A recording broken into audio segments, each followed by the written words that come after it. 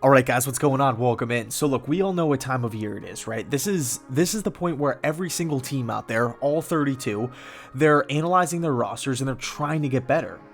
Whether it's in the short term or the long term, every single team out there is doing their homework. So this is typically the time of year that, I mean, of course we have free agency in the draft, but this is the point where we see players get traded too, and that's so much fun. So Albert Breer actually released his list today of players that have been either rumored to be in trade talks, like guys that have had their names float around in discussions with other teams, or expected to be involved in trade talks from any point from now until leading up to the draft. So I wanted to go through the list player by player by player and really make a determination on if the Jets should maybe trade for one of these guys, because there are some guys on this list that fit the system. They can be productive.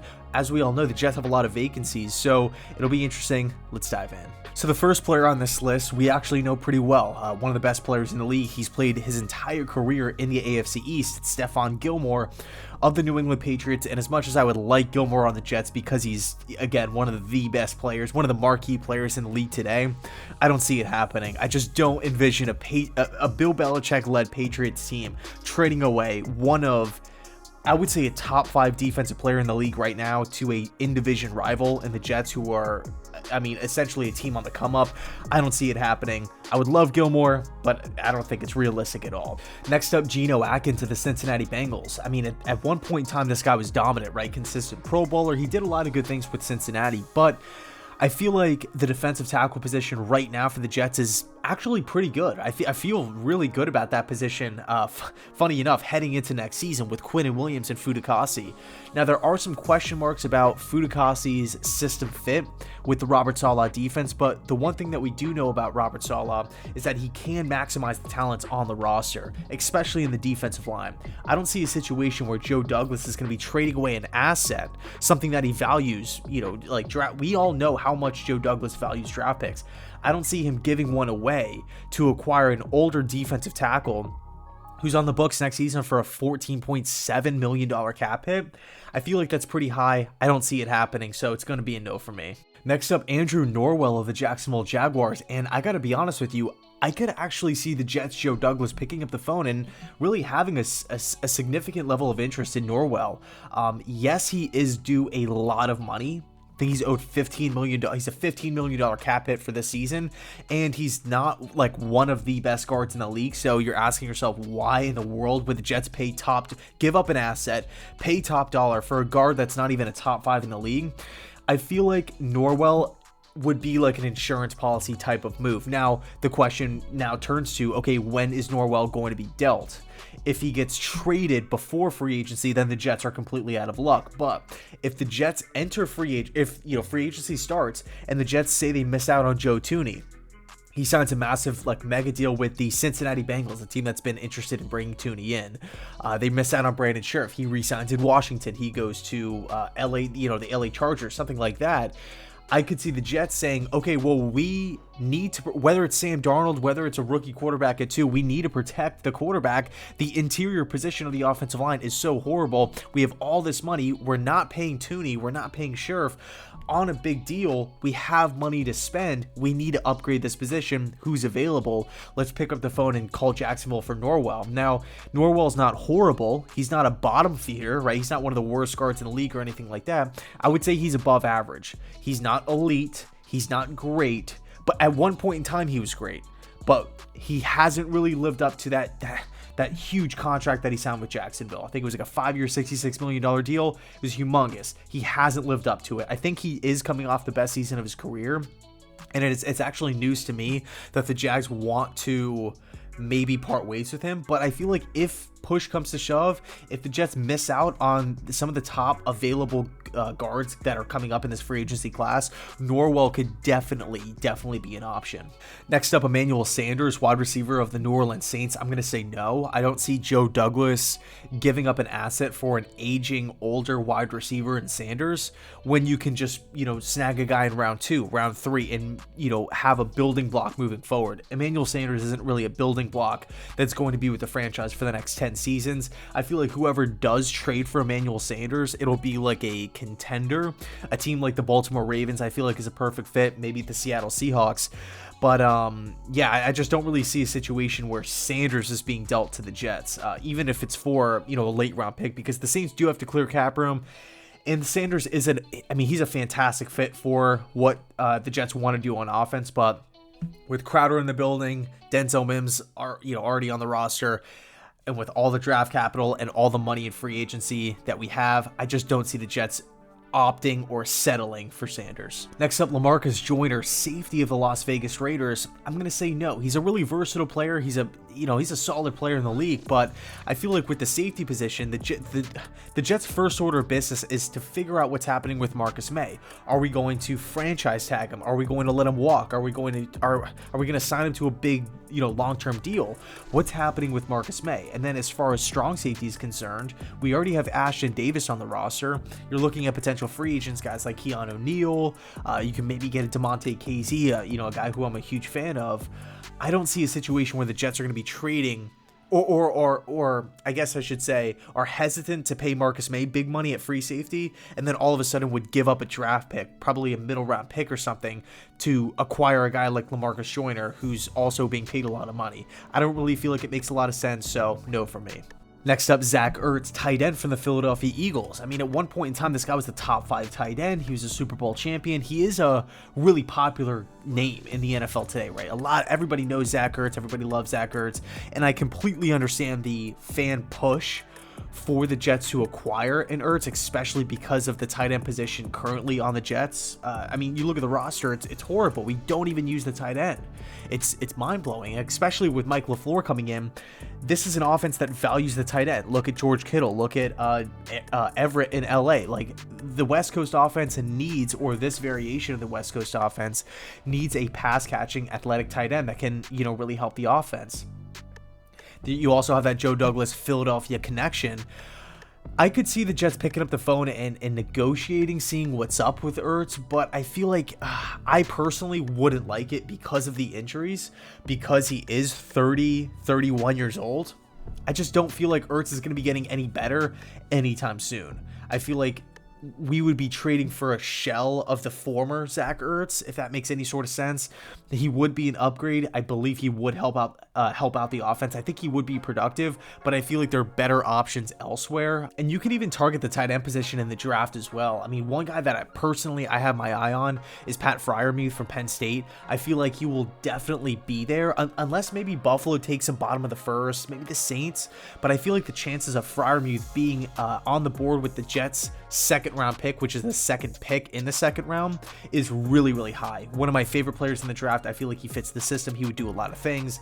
I would much rather do something like that than to give up a fourth round pick for a tight end who has had a ton of injuries, who's also, who's not going to be getting any better, I should say. So I could see the Jets doing it, but I personally wouldn't like it. Next up, Trent Brown, the tackle from the Las Vegas Raiders. Now, this one's really interesting, and I feel like it comes down to a simple question, really. How much does Joe Douglas value George Fant? Because if we think back, Fant was actually the first free agent that Joe Douglas signed. He opted to sign a swing tackle, right, kind of a backup tackle in Seattle on a multi-year contract over guys like Jack Conklin, proven above average guards in the league. We know that Douglas doesn't like to get locked into big money contracts, so I would lean towards no, especially because Fant's coming off a solid season and that's kind of his guy. It's kind of like Joe Douglas saying, hey, you know what? I told you so. I told you that George Fant is going to be better than just this random backup that would, occasionally fill in with injuries on the roster. This guy can be a starting right tackle. I paid him to be a starting right tackle. He produced last year. I'm going to roll with Fant, as opposed to taking on this huge deal, trading something away to Vegas rather. I don't know what the trade compensation would be either. So I think there could be a level of interest, but I feel like the answer is going to be no at the end of the day. Keep your eye on the Miami Dolphins for Trent Brown. That's something that I don't want to happen, but I could definitely see Miami pulling the trigger. They have some cap space. They have a multitude of picks. I could see them really just saying, you know what, we need tackle help really, really bad. Let's get him in the building. Next up, Quan Alexander, inside linebacker of the New Orleans Saints. I'm going to say no. Even though Alexander's a great system fit, that's exactly what you want in an inside linebacker for this position. We already have CJ Mosley on a huge contract. All right, so I feel like it's just too big of a mountain to climb to figure out what's happening with CJ Mosley, trade him, then to trade for Quan Alexander, and then you're also, I don't know, it just seems a little much for a position that we kind of already have figured out. I don't really see it happening, so no for me. Next up, Preston Smith, outside linebacker, edge rusher from the Green Bay Packers. I definitely see this one as a possibility. It seems like for whatever reason, Green Bay really wants to move on from Preston Smith, and he's just 1 year removed from an absolutely incredible season, right? 12 sacks, did a lot of really good things. That was the season with, Preston Smith on one side, Zadarius Smith on the other, and they were just wreaking havoc. That was when the Packers defense was lights out under Mike Pettin. That obviously changed in 2020. Teams were just throwing all over. They couldn't get to the quarterback. Preston Smith only had 4 sacks last year. Now, Smith is due $16 million next year. That's a pretty big number. Okay, so if the Packers are frustrated in Preston Smith's production last year, or lack thereof, they're floating his name around in trade talks. They're ready to give up on him after 2 years into his 4-year contract that he initially signed.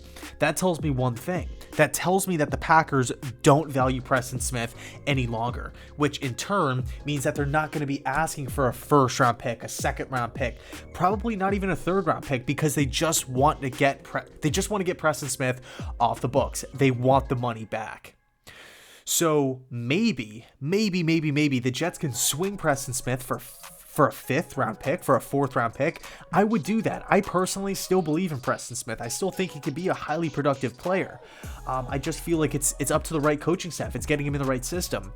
And I think if you take Preston Smith right now, not only would he be walking into the Jets locker room as the best pass rusher on the team, but with Robert Saleh, you would assume that he would return to form, to his 2019 form. And he had some solid years with Washington as well. I get that everybody kind of focuses on 2019 and people kind of say he's like a one-hit, like a 1-year kind of guy, but he had some productive seasons with Washington. That's why he initially got that big money deal in the first place. I really like Preston Smith, and if the Jets can land him, I would definitely do it, especially for a 4th or a 5th round pick. It would essentially be a 2-year, $33 million deal, minus a 5th round pick. So I would do that every day of the week. Next up, tight end from the Cleveland Browns, David Njoku, a guy who I really like. I feel like he still has room to grow. I feel like he hasn't really reached his full potential. A guy who's extremely athletic, and I feel like he would definitely be an upgrade on this Jets roster. I could see the Jets maybe negotiate something for David Njoku, but I don't know. I feel like Cleveland's asking price for Njoku is pretty high. They brought Austin Hooper in on a big money deal last year. Everybody kind of assumed Njoku was on his way out. They didn't trade him. Supposedly they wanted too much for him. And it's like, no, we're not going to give you a 2nd round pick for a guy who's not even going to, be your starting tight end. So there could be like a value discrepancy here. Cleveland values Njoku more. Maybe they're just being greedy. I don't know. And I personally wouldn't give up anything more than a 4th round pick for him. So if they call and they say, hey, we want a 3rd, just hang up. Just not interested. But if they say, hey, we'll give you Njoku for your 5th round pick, I would probably consider that. I feel like Njoku is a better option than everything that we currently have on the roster, and he still has room to get better. So I like Njoku. I could possibly see it.